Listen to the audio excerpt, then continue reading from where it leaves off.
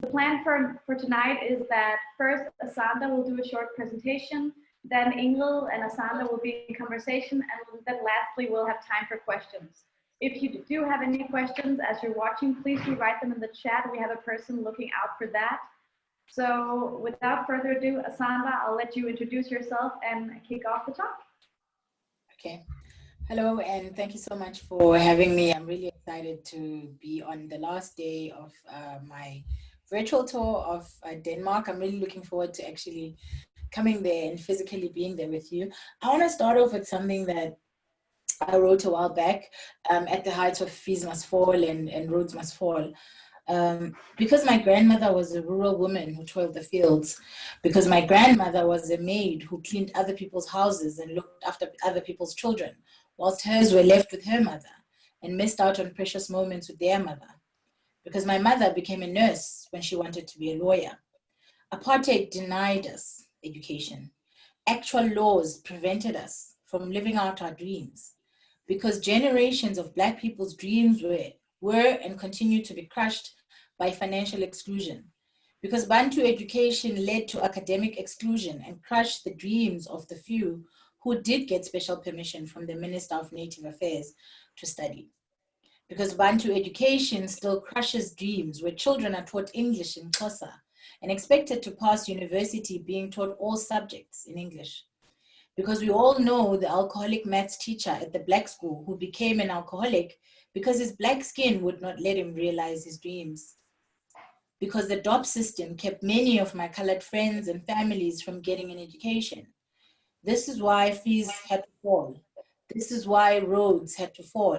And this is why we must decolonize education and everything else now. They will fall at all costs because apartheid took from us. And we can't let this government do the same. This is the cost of intergenerational pain. This is about righting the wrongs of the past. This is about reclaiming what was and continues to be stolen from us. This is where the fire that fuels the burning from. So I think just from that, you have a sense of where my fire is coming from. I am a woman coming from South Africa. And I spent most of my childhood with my grandmother. I lived with my grandmother and my mother and my aunts. So I was surrounded by amazing women, amazing matriarchs who constantly over time encouraged me to talk, encouraged me to ask questions. And even when they were irritated, they still, would answer my questions, and they still would entertain my hundreds of questions. And so growing up, I realized that, at home, I was quite happy and free to ask these questions, but I realized that outside the home, this was looked down upon as different. This wasn't expected out of a girl, apparently. And what really helped me to continue to have a voice as I grew is because I was encouraged at home, I was able to then, deal with people who were challenging me outside of home, because home made it okay for me to have a voice. And so I grew and I went to school. I moved from Black school to a former whites only school. And that's when I really realized and thought about like the fact that my skin was different from my white friends who I was at school with. And that then made me realize that, my Blackness was apparently something that was different as well. My Blackness was something to comment on, something to engage on, and something to discuss for people, apparently. And I had never thought of this because I grew up in a township with other Black people who looked like me, who spoke like me. We even spoke the same language. And so that was sort of the first couple of times when I realized, I'm Black. Okay, that's interesting. And this is what it means to be Black, that you're seen in a different way, that you heard in a different way, that the things you say are challenged, that people laugh at your accent, that people don't understand, that you may have to spend some time translating from your mother tongue to English and then back to your mother tongue again so that you can understand certain things. And as I grew up, I started to realized that I also had a very strong intolerance for any kind of injustice, and that I apparently was also quite political, which I didn't realize, because for me, this is just who I was. And I hadn't thought about myself as vocal. I hadn't thought about myself as Black, and I hadn't thought about myself as political, but apparently this is how people read me. And so I began to embrace it, and I began to, you know, speak out even more and engage even more and become more unafraid. And then I became a journalist because, you know, that was a career that appealed to me, because I felt like I could be, you know, a voice for the voiceless. So not a voice in the sense that I'm going to be talking on behalf of people, but voice in the sense that I would help people by providing the platform for them to tell their stories, to somebody who understood, somebody who was able to listen. And I spent a lot of time in the newsroom arguing with editors, arguing with people about why were the stories that we are writing either about how Black people were so poor, they were eating rats, or that they were so rich and so wealthy from corruption. And there was nobody who looked like me. And there was nobody in the media in my country that was reflected as Black, as middle class, as normal, living a normal life, doing normal things. So Black people were always represented in these extremes of either being so poor or so rich and so corrupt. And I wanted to challenge this, and I continued to challenge this. And then I got an opportunity to become an academic and to teach journalism at the height of 𝗧𝗪𝗧. And I made it my mission to speak to young people and to help young people develop their voices, and to help young people to be able to stand up to the challenges, because I knew what challenges they faced in the newsroom, because I'd been there. I'd been a young Black girl trying to speak my truth in a newsroom and constantly facing challenging. And through, you know, my work and my participation in 𝗧𝗪𝗧 and particularly in decolonizing the curriculum and looking at the ways in which our curriculum continued to be affected by apartheid, and the ways in which apartheid looked at Black people, continued to be affected by colonialism and the ways in which colonialism, you know, painted Black people. I wanted to change this, and I decided that I would start to develop and work towards a curriculum that was different, a curriculum that was going to help people to, you know, nurture their voices and to respect every single voice and understand that every single voice has and should have a space. And so this is the work that I do. And through that work, I then became a diversity trainer. And I started to help people to understand the implications of, you know, racial injustice and the implications of gender injustice. Because I think sometimes people look at systems of gender and racial inequality, and they don't think about the fact that these systems are not just having an impact in another world out there to people we don't know. These systems are impacting us as Black people, us as Black women on a daily basis, from, you know, when I wake up and somebody's at my door, and when I try to answer them to find out what they're looking for, they tell me that they're looking for the white madam or the white woman and not me, who owns the house. But to them, you know, the neighborhood that I live in is not one where Black people live, and the neighborhood in my house is not one that to them could belong to a Black person. And, you know, we are affected in the ways that as a political analyst, I sometimes get called out by people for, why do you wear such bright lipstick? Why do you wear such bright clothes? And I'm like, you know, politics has got nothing to do with the way that I'm dressed, and I'm a woman. And if I want to wear pink lipstick one day or red lipstick another day, that's what I'm going to do, because it should all really be about the content of what I have to say. It should be about what it is that I have to bring, and not about what I look like.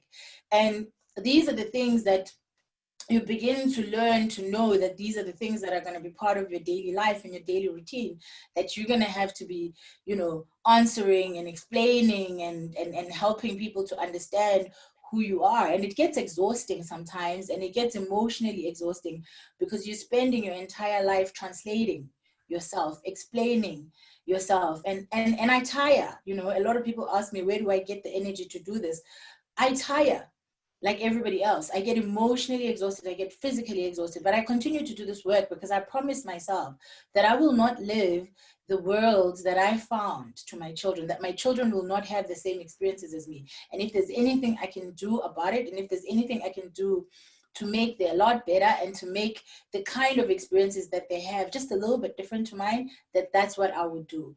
And that is the work that I do. And that is the work that I do on a daily basis. Thank you so much.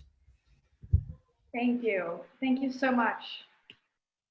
I think when we talk about the intersection between gender and race right now, I think many of us have a difficulty doing it without talking about Brianna Taylor and what happened to her. To the people looking who don't know, Brianna Taylor was shot in her bed by a group of police officers who entered her apartment illegally using a battering ram. and they were just all acquitted. No one is going to be prosecuted for anything else, but one of them is going to be prosecuted for pointing a gun at her white neighbor. So on the anniversary of the acquittal of the people who killed Emmett Till, another black boy who was killed, I think, before the civil rights era, we have the same situation again with a black woman being killed in Kentucky by white police officers.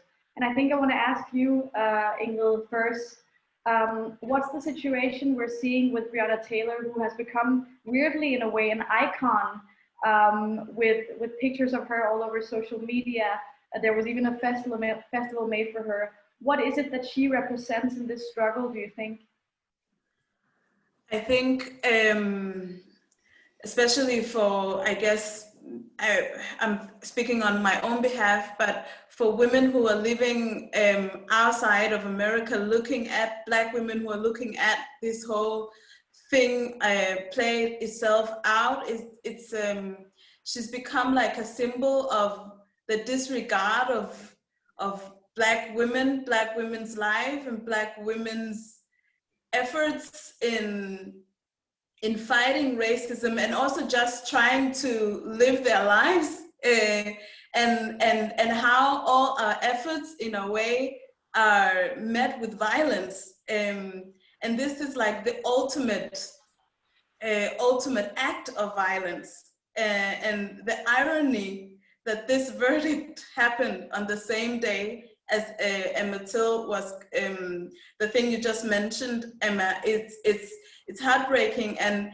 even though somehow I don't think this doesn't really come as a surprise, I think we would have been very much surprised if the verdict had actually been just, but it doesn't make it any easier, you know? It actually, they're quite opposite. So that's like, that's my initial thoughts on this.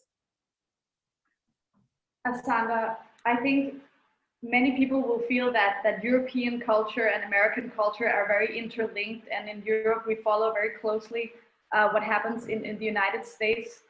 A person like Brianna Taylor, who takes up a lot of space in America, what is the relationship there with the activism that you will be doing in South Africa?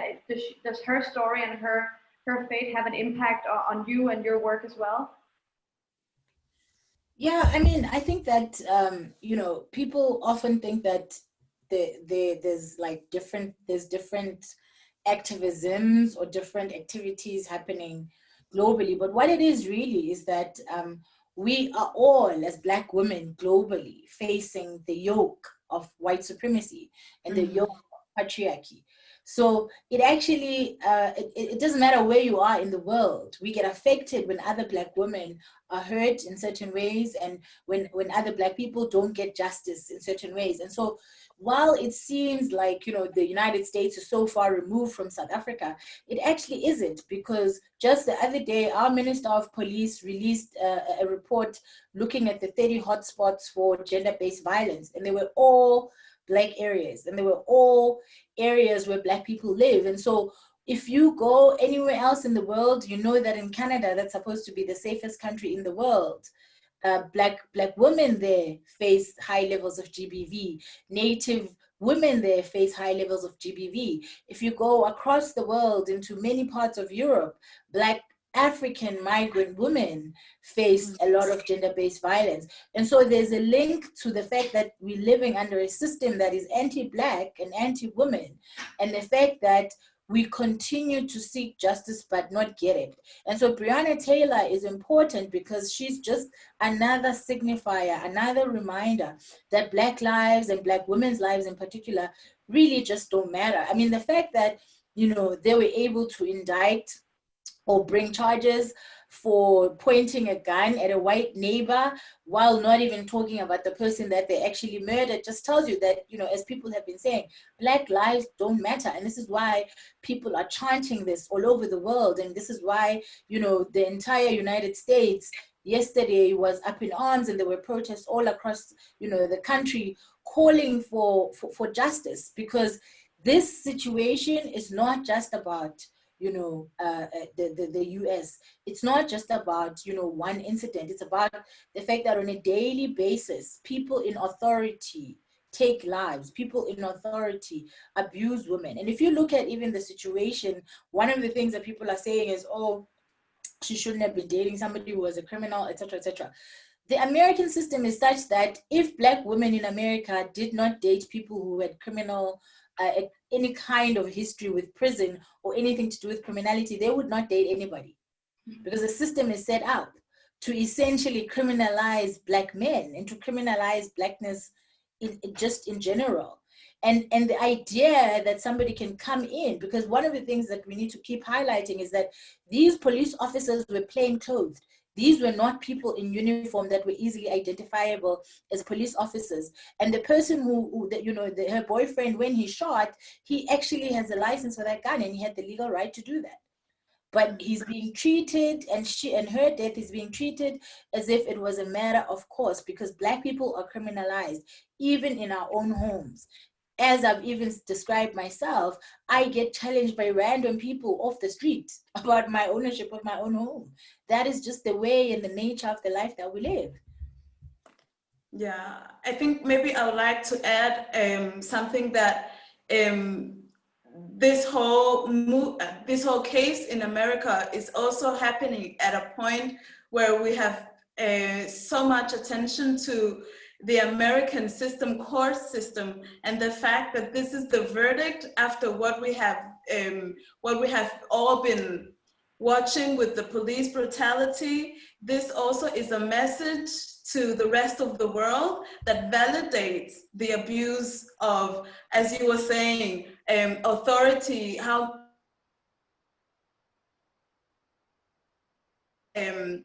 their authority to protect all citizens. I can't help but to think of a recent murder that happened here in Denmark. I don't know if you have heard about it, of a young man who was murdered on Bornholm. And we're also all sitting on our, I guess in Danish you call it 𝗧𝗪𝗪𝗡, like we're all anxious about how this, hjælp mig, Emma. How this case and the verdict of this particular domestic case is gonna end up upon all this talking and protesting and trying to get the attention of policymakers to look at or revise policies towards being more inclusive and being more aware of different people who are all supposed to be protected by a government and by police and all that. So that's why this case is also important, because a lot of people look to America, because we are all, well, America is a superpower, but beyond that, we take a lot of our education in anti-racism from America, you know? We take a lot of things, we are inspired by a lot of things also, both as Black people, but also as a way to learn how to organize in places where activism is very young, as anti-racist activism is very young, as it is in Denmark and even Copenhagen in particular. So we look upon those countries that have long histories and supposedly have some better or more effective tools to fight this type of oppression. And when this is the outcome, it gets really like demotivating in a very deep place, you know? Yeah.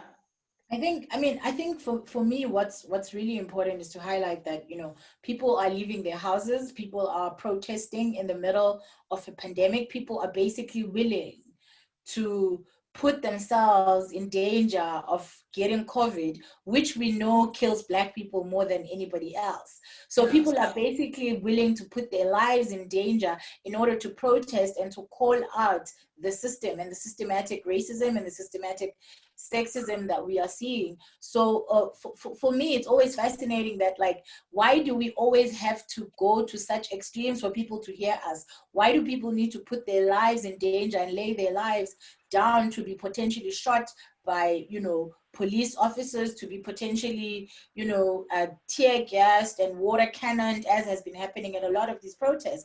Why does it have to take such drastic action for people to realize and recognize that all we're doing really as a people is we're just calling for equality. We're just calling to be treated like human beings, basic human beings, you know, as there's an American anti-racist activist, a white woman whose name just escaped me right now, who says, if you don't believe racism exists, then if you're a white person, put your hand up if you would be happy to be treated in the way that your country treats Black people.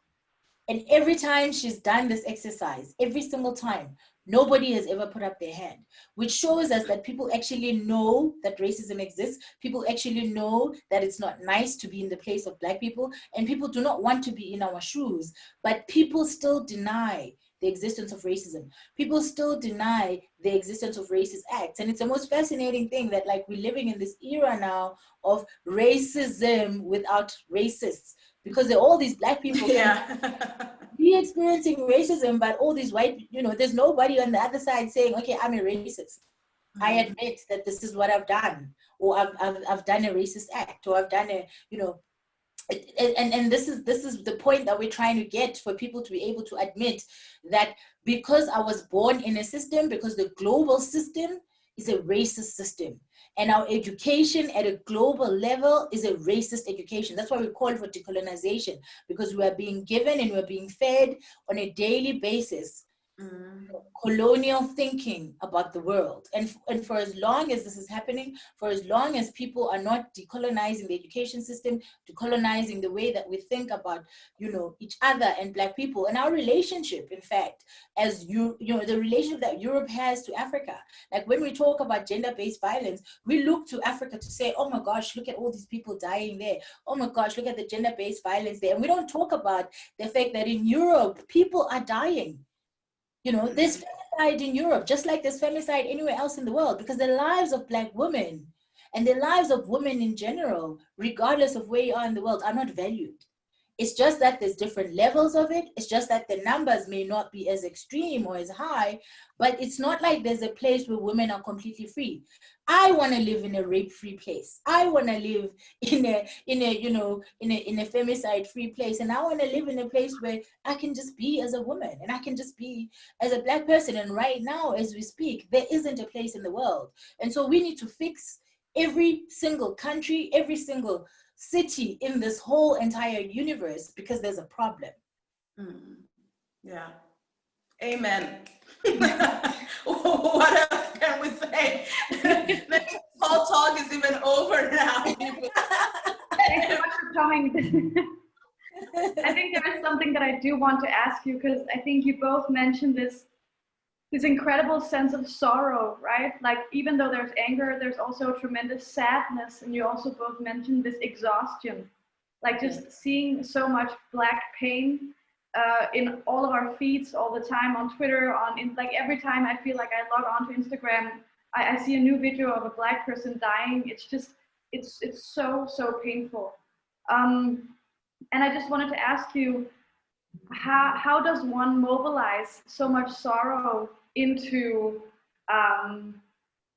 dreaming for a future? I mean, I think it's a work in progress. I think there's no really, like, I guess, like a full answer for that. I think for me, I came to Denmark as a refugee from the civil war in East African country Rwanda. So somehow I've been accustomed to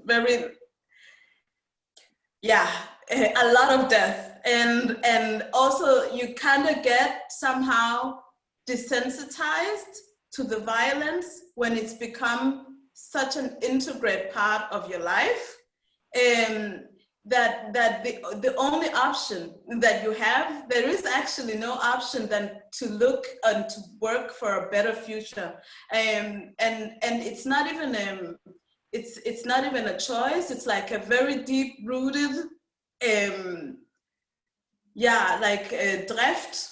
I'm kind of being Denglish now because I've had a long day. So it's it's not really like an active process to kind of use that sorrow into another energy. It all just coexists.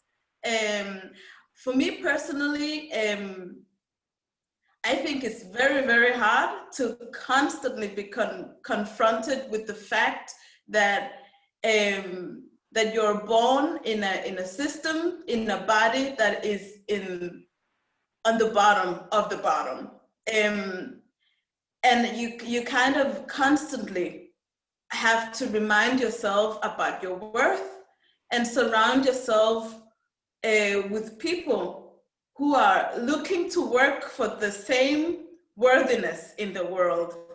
And that is also why these conversations are so important, because there's not enough space for them in the world, where we encourage each other to think about what is possible in a space where we have no example of what safety is for Black people.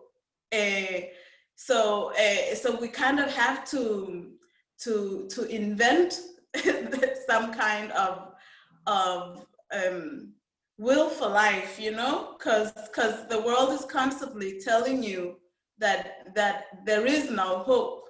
Like what happened to Brianna is like, no matter what you're doing, there is no hope. It's like you're working towards a never-ending struggle, and we kind of have to remind each other that that is actually a false narrative. That even if we might not experience it in our immediate lifetimes, that what we're doing will be fruitful for our children, or maybe if it's not us who are in Denmark, maybe it will be fruitful for Icelandic Black women or something like that. Like that we're doing this as a collective, and not try to think of it as an immediate thing that will come to my advantage, my personal advantage. And yeah, I don't know if that's an answer to your question, Emma.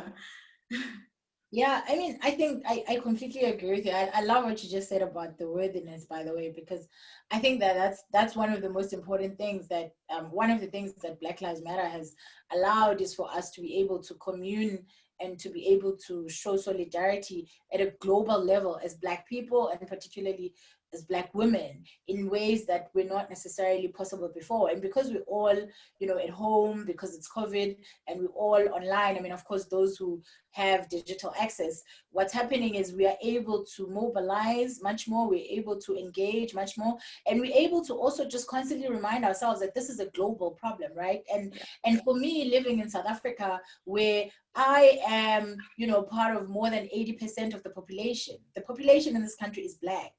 This country is on an African continent, which is populated by Black people, but I still have to fight to be Black in a Black country, right? I'm an African fighting to be African in an African country. It's ridiculous. It is ludicrous that I have to have this fight, but this is the fight that I have, and this is the fight that I've been given. And I think that, you know, what you said about hope is really it, because as a Black person and as a woman, your entire existence, your entire day-to-day life is struggle, is strife against patriarchy, against sexism, against racism, right? And what that means is that eventually you have to learn, as you grow up, you learn to create spaces of hope. You learn to create spaces of possibility, of future, Because if we didn't create these possibilities of hope, of future, trust me, we'd all be slitting our wrists and basically killing ourselves. Because every single day, every single moment, I could tell you about an incident of sexism I had yesterday. I could tell you about an incident of racism I had yesterday, or the day before, or the week before. There isn't a single day that can go by without one experiencing some kind of racist incident or some kind of sexist incident. And so all it is that we've learned to basically categorize the incident into really bad and tolerable, in the sense that you know it's going to happen every day, and really, really intolerable. And what we're trying to do now is to create a situation where every single incident of racism is intolerable, and every single incident of sexism is intolerable. That's why you've got, you know, #MeToo movement, and you've got all of these movements that are talking against race, against racism, and against sexism. Because we have lived with the scourge for too long, and we have tolerated the scourge for too long. And one of the beauties of COVID-19 is that it forced us to press pause.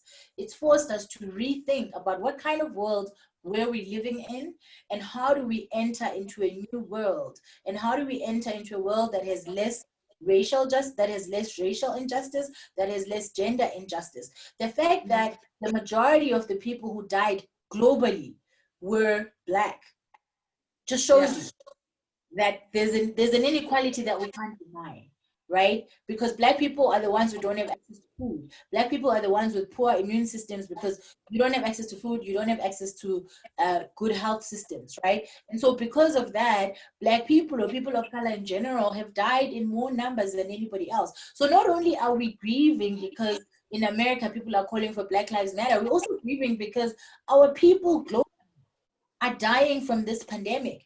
And so we have to find ways to turn this energy, to turn this grief, to turn this mourning into a positive energy that we can use to at least build hope for the future. That people are going to be more aware, because Black Lives Matter has been going globally and online. Everybody knows what's happening, because Me Too movement has happened, and more rapists and pedophiles and gender-based violence perpetrators are being not necessarily put behind bars, because the numbers haven't really changed, right, for justice. But what at least is happening is that people are talking about this publicly, and men who are doing this, particularly powerful men, are being called out for it. So they're not in jail. I mean, you have President Trump right now, who has, you know, even spoken about grabbing women on their PUSSY words, you know, but nothing is happening. But at least we're talking about it, which is different. It may feel like nothing, but it is a big difference from where we're coming from, where nobody was really talking about it. Yeah, I totally agree. I think it's so important in these Corona times, or post lockdown times, even though Denmark is going into some kind of round 2. I think there is a sense of urgency that I feel like we need to mobilize, where it isn't, to find a way to utilize utilize a way of adjusting our current lives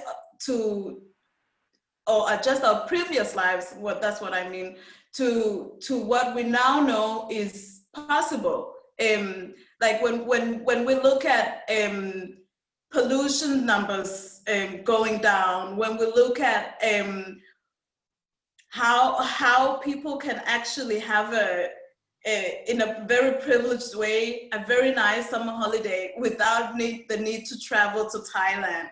When we see actually very tangible actions of change that are possible if we all do some very some radical changes together, you know? So, and the reason why this COVID talk is also important in this intersection between race and anti-racism is that we've seen that in a lot of countries that were very strongly hit by COVID, it was mainly ethnic minorities and disadvantaged groups of people that were hit the hardest.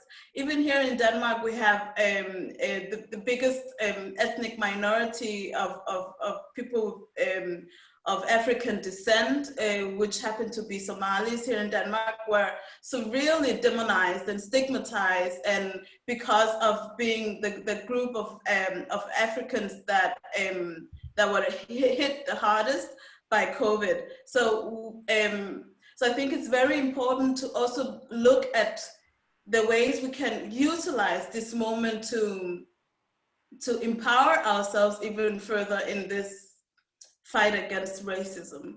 Because I think it's a very good opportunity actually to turn a lot of things around.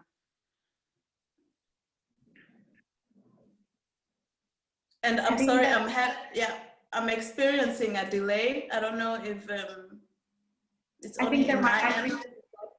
I think there might be a slight delay, but I'll just wait just a second and let you finish, and then just breathe deeply.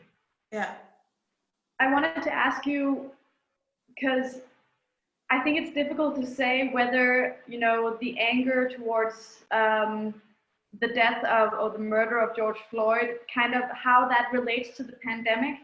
But it seems to me that you both mentioned also this connection between anti-racism and economic inequality, that there's also this connection to poverty here, right? Am I understanding that right?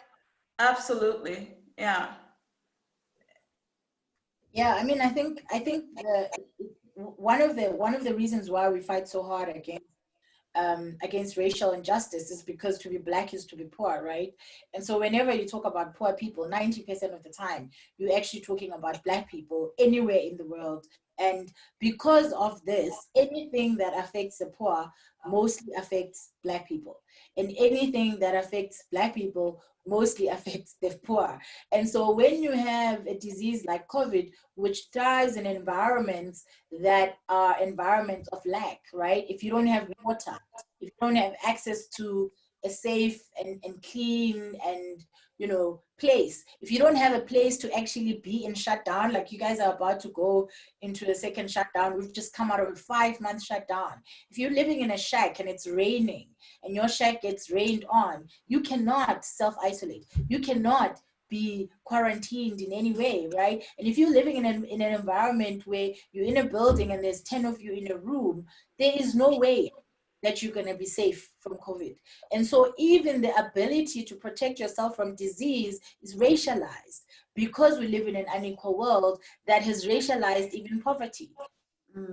Yeah, so true. And I think what I can add is also, like, I think, and I hope you also agree that a movement towards ending white supremacy and racism is undeniable, connected to ending capitalism, because there is no way that we can dismantle one without critically looking at the other. And that's where for me it gets really, really tough, because we're all in the same way that white supremacy affects everyone and every race and all countries and continents.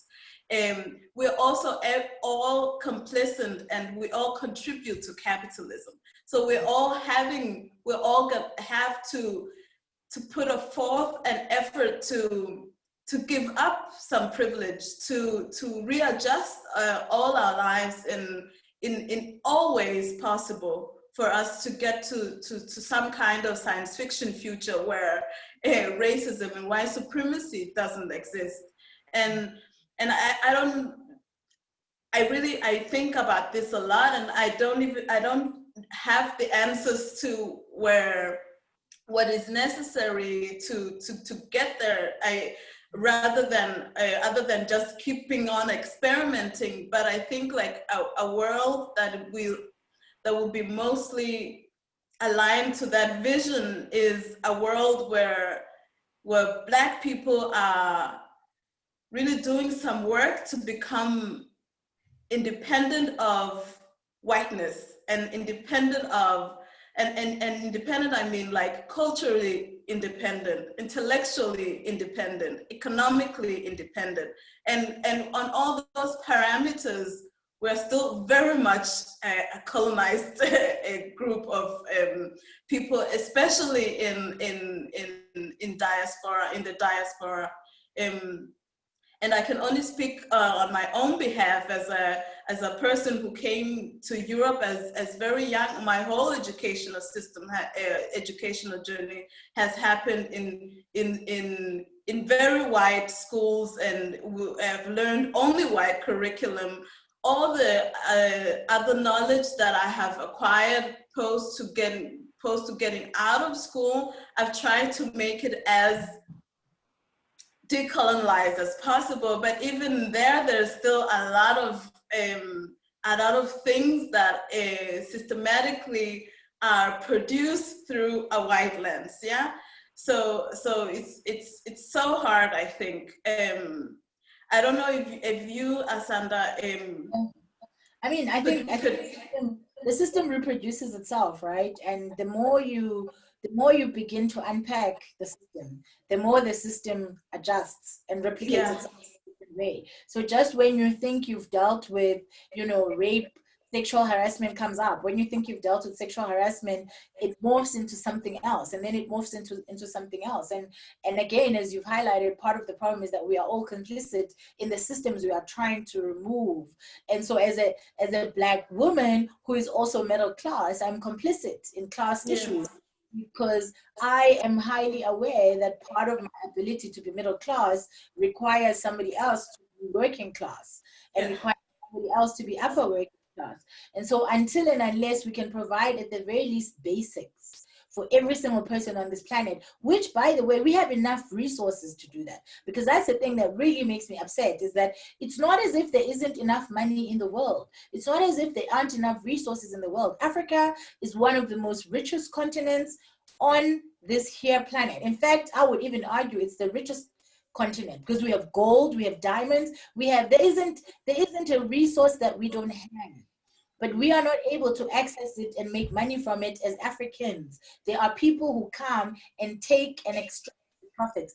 And that comes all the way from 400 years ago in colonialism, in slavery, and then in a place like South Africa in apartheid. So we are literally stuck in a system where the entire system is built on extracting value from those who have and are the original owners to those who previously didn't have but have decided to be the current owners. And so unless and until we unpack this and we actually figure out real ways of stopping to extract things from people, we are not going to go anywhere. The Amazon was burning the other day because people who own, wood factories just can't live without cutting down more trees, even though the Amazon is actually the lungs of the entire globe. We're gonna have to eat money eventually. We're gonna run out of oxygen because we are so consumed and so obsessed with money and the things that money can buy, that we are ready to, to feast on each other, essentially. And white supremacy are just two of the symptoms of the system, because human beings are constantly looking for the person they can oppress in order for them to be better, in order for them to be in a better position. And so as a Black woman who's middle class, I constantly have to work on myself and work on my own understanding of class and the ways in which I'm complicit in capitalism and the ways in which I participate in capitalism whilst I'm working against the system of racism and against the system of patriarchy. Yeah. I mean, if there is any takeaway from today, I really think it should be that to have some self-awareness about the struggle being multi-dimensional, that we are not only fighting against some external evil, we also have to fight against a lot of internalized demons, really, especially on the capitalistic point of view, especially also as Europeans, more specifically, I mean. Time is really flying, but I wanted to ask you one last question, and because when you were talking about both the internalized fear, but also this ability to be able to take, you know, rage and sorrow and kind of transform it, it made me think of this old Nina Simone quote where she says, "Freedom is freedom from fear. Freedom is a feeling." Yeah. And I wanted to ask you, both of you, maybe if you can, and this is impossible, I know, sum up how you envision freedom, what freedom is for you.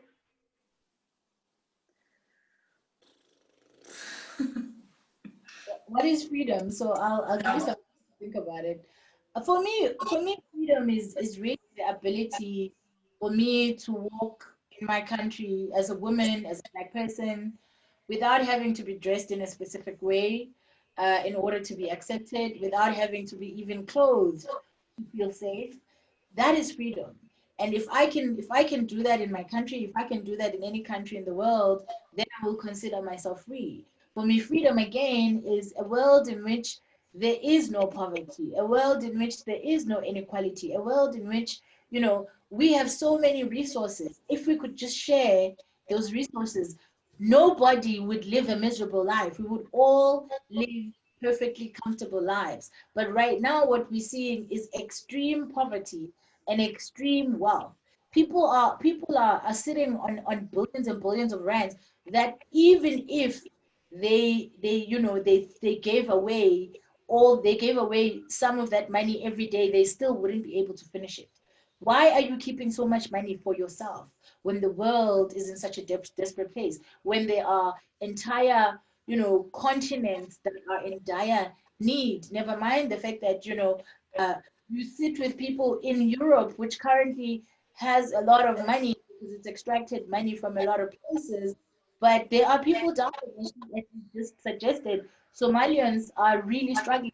In a place like Denmark, that's supposed to be, supposed to be a modern place, supposed to be a place of wealth, but people are struggling where it's meant to be a safe haven for everybody.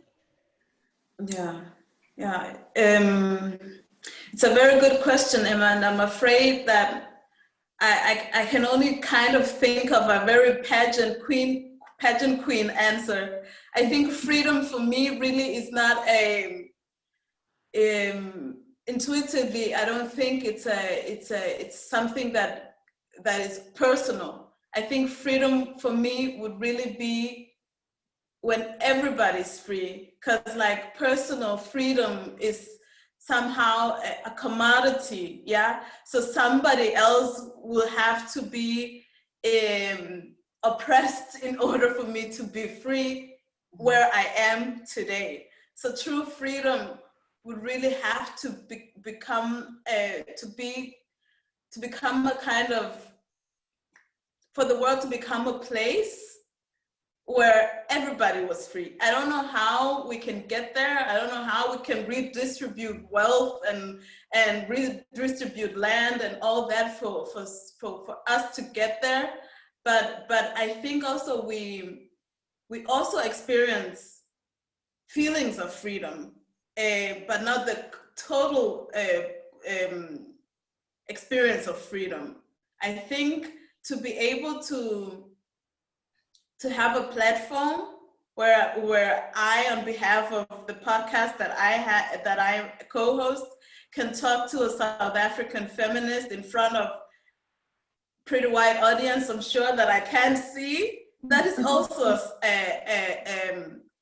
a sense of freedom that it probably wasn't easy to get to only a couple of years ago.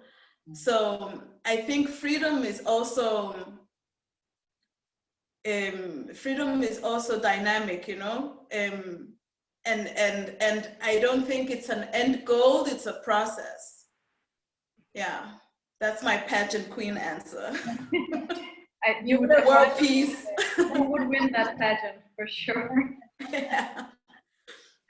Time has run out. I really, really, really want to thank you both for participating and for being here. It was such a pleasure to have you. And I know I speak on behalf of all of Oxfam IBIS that you have really enlightened us and deepened our understanding of inequalities in a way that's, it cannot be traded for anything. So thank you so much for that. I'm gonna you're gonna get a chance to also say bye. I'm just gonna change to Danish real quick. Tak til alle jer, der har kigget med. Det var virkelig, virkelig fedt at have jer og have muligheden for det. Der kommer til at komme noget mere information om, hvordan man kan engagere sig i sådan noget arbejde, som for eksempel Asanda laver i Sydafrika gennem Oxfam IBIS. Hvis du vil gøre det lynhurtigt, så kan du sende ordet beredt plus din e-mail til 1414, så kommer du til at være en del af vores aktivistiske, feministiske beredskab. Så får du information om alt det arbejde, vi laver med feminister rundt omkring i verden. Eller også kan du gå ind på oxfamibis.dk/aktivist. So again, thank you both so much for being here. It was such a pleasure. I hope you have a wonderful and free weekend. Yeah, thank you for having me. Thank you for having us. Yeah. Bye. God weekend, god festival alle sammen. Tak. Tak. Hej. Hej.